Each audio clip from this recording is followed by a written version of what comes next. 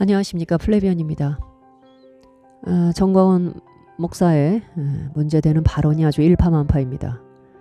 교계의 문제를 넘어서 일반 대중에게도 많은 관심을 좀 기울이게 하는 그런 내용이었습니다.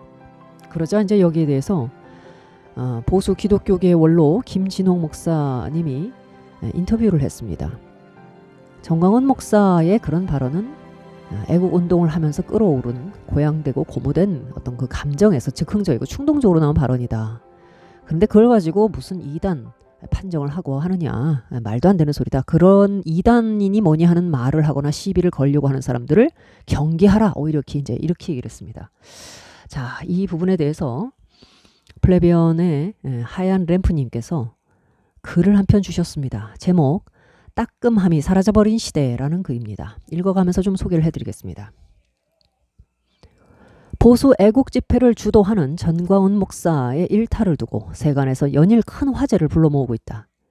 크리스천들은 말할 것도 없거니와 넌 크리스천들에게조차 큰 화제가 되어 최근에 저명한 언론인의 논평까지 있을 정도였다. 이 넌 크리스천의 언론인 논평은 논리적으로는 제법 그럴듯하지만 전 목사의 일탈은 결코 논리적이거나 특히 넌 크리스천들이 다룰 수 있는 문제의 영역이 아니다. 쉽게 말해 집안 사정도 모르는 삼자가 내 집안일에 감나라 배나라 하는 격이니 그 자신은 제법 그 집안 사정을 잘 알고 있다고 착각할지 모르지만 이것은 분명한 어불성설이다. 첫 문단입니다. 여기에 나와 있는 넌 크리스천 언론인은 누구였을까요? 김진 전 중앙일보 논설위원의 얘기인 것 같습니다. 자, 이 넌 크리스찬의 논평이야 그렇다 손 치더라도 크리스찬, 특히 목회 생활을 제법 오래 하는 원로 목사의 최근 전 목사 일탈에 관한 논평은 참으로 그 의미를 이해하기 어렵다. 전 목사에 관한 인터뷰에 응한 원로 목사 해석은 전 목사의 기질적 문제로서 분위기와 기분에 취해 단순히 오바를 한 것이지 그것이 신성모독과는 상관이 없다라는 취지의 말을 전했다. 과연 그럴까? 전 목사는 과연 당시 분위기와 기분에 취해서 순간적으로 말실수를 한 것일까? 결코 그렇지 않다. 이는 후에 그 일탈을 두고 본인 스스로 변명 아닌 변명하는 발언을 보면 어렵지 않게 짐작할 수 있다. 그 일이 있고 난 후 일파만파 그 일이 불거지자 전 목사는 자기가 하나님과 친하기 때문에 한 발언이라고 말한 바 있다. 이것이야말로 전 목사의 일탈이 순간 기분이나 분위기에 취해 한 말이 아니라는 중요한 반증인 것이다.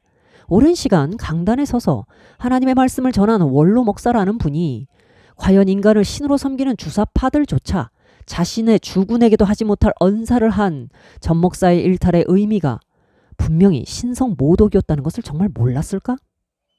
몰랐다면 이야말로 경천동지할 일이 아닐 수 없다. 두 번째 문단입니다. 여기 지금 눈에 띄는 부분이 주사파들도 자기 주군에게 하지 않는다. 주사파보다 못한 이런 참 그래서 보수가 망할 수밖에 없는 거 아닙니까? 촛불 떼들이 벌떼같이 최순실, 최태민 어쩌고 하고 들고 일어났고 세월호가 인신재산이 뭐니 하는 이런 말 같지도 않은 광란의 어떤 거짓 증거들을 들고 가짜 뉴스를 들고 광화문을 촛불 하나 가지고 뒤집어 엎었을 때 아니 오히려 좌파 진영에서는요 눈치 보고 있었어요. 탄핵한다 하야 한다도 좀 눈치를 살살 보고 있었어요.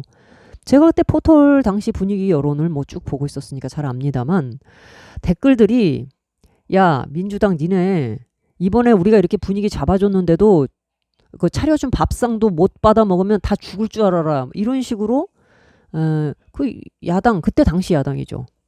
야권이 엄청나게 그때 압박을 당하고 있는데도 이 노무현 때의 탄핵의 역풍을 알고 있었기 때문에 함부로 못 움직이고 눈치 보고 있었습니다. 당시 당대표가 누구였습니까? 추미애잖아요. 그 추미애가 그렇게 눈치를 살살 보고 있었어요. 그런데 누가 나서서 이 문제를 탄핵을 결정적으로 아주 그냥 정점을 찍었습니까? 활용 정점을 찍은 게 누구예요? 그 김무성, 유승민 아닙니까? 그 김무성, 유승민이 좌파예요? 박근혜 대통령 가장 오른팔이라고 하는 사람들이었습니다. 이 사람들이 보수를 분열한 사람들이에요. 박근혜 대통령 탄핵시키고 바른미래당이라고 하는 개혁 보수 어쩌고 하면서 그 정당 만들어 갖고 나간 사람들입니다. 그런데 참패를 하자. 그 이후에 뭐 대선, 지선 다 뭐 참패를 하자 슬그머니 복당을 했습니다. 홍준표가 뭐 길을 열어줬죠. 그렇게 해서 보수 분열의 역사는 시작된 겁니다. 누구 보고 지금 분열, 분탕이라고 지금 욕을 합니까? 불과 2년 전, 만 2년 전의 일에 벌써 뇌가 리셋되셨습니까?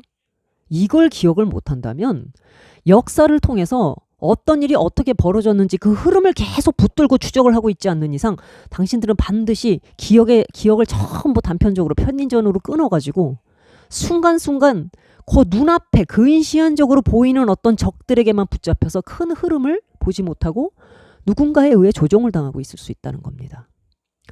정광훈 목사가 근데 지금 누구 편 들어주고 있습니까? 박근혜 대통령 그냥 바로 그냥 생매장 시켜놓고 가자고 지금 김무성 편 들고 있는 거 아닙니까? 근데 이런 사람을 위해서 하나님 까불지 마 하는 신성 모독 발언까지 덮고 가자. 지금 이게 크리스천들이 하고 있다라는 거죠. 이런 짓들을. 자, 세 번째 문단입니다.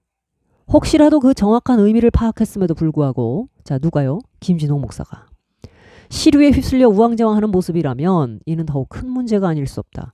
필자의 지나친 노파심이기를 간절히 바라지만 전 목사에 관한 인터뷰 외에 보수 우파에 관한 인터뷰 내용에서도 그가 한 말들을 들어보면 상당히 정무적이라는 생각을 지울 수 없게 한다.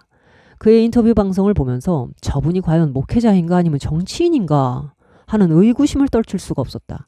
목회자는 예리하게 옳고 그름을 파악할 줄 알아야 한다. 그 예리함이 사라졌음을 느낄 때 강단에서 조속히 내려와야 한다. 하나님을 경외하는 것이 지식의 근본이라고 그랬죠.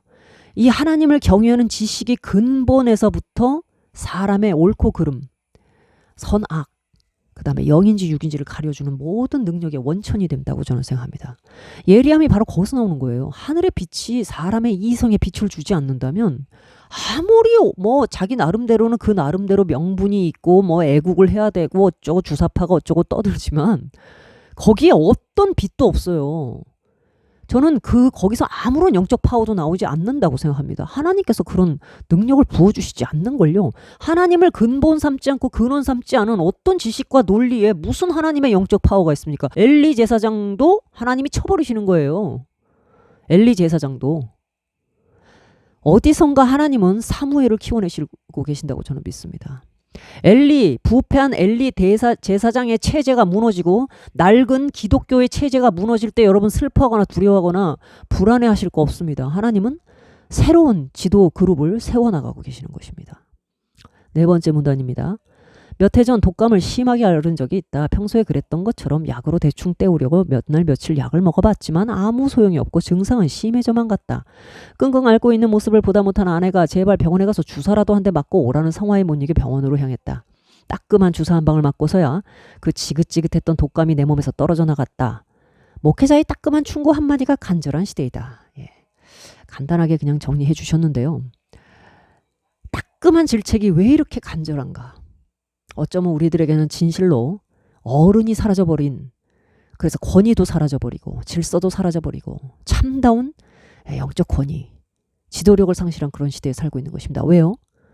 우리 스스로 우리가 당연히 존중했어야 할 정치적 지도자인 박근혜 대통령을 탄핵시킴으로써 모든 권위와 질서를 다 무너뜨려 버렸다는 겁니다. 스스로 붕괴시키고 몰락을 자초한 집안에서 어떻게 다시 그 사람들, 스스로 자신의 발등을 찍고 집안을 무너뜨려 버린 사람들을 통해서 다시 집안을 일으켜 세운다는 얘기입니까? 이렇게 말 같지 않은 자기 모순 속에 여기에 빠져 있으면서도, 그리고 스스로 분열을 일으켜 놨으면서도 거기에 대해서 한마디도 잘못했다, 이거는 아니었다, 사과할 줄도 모르는 사람들을 통해서 일단은 주사파를 잡은 다음에 그 책임을 묻자고요. 그리고 이제는 또 하나님에 대한 이런 신성 모독 발언도 정 묻고 싶으면 일단 4월 총선 이겨놓고 난 다음에 묻자고요. 여러분, 신앙 양심에 그 스스로 하고 있는 발언들을 잘 돌아보십시오. 하나님이 그런 말들에 속으실 수 있는 분인지. 여기까지 하겠습니다.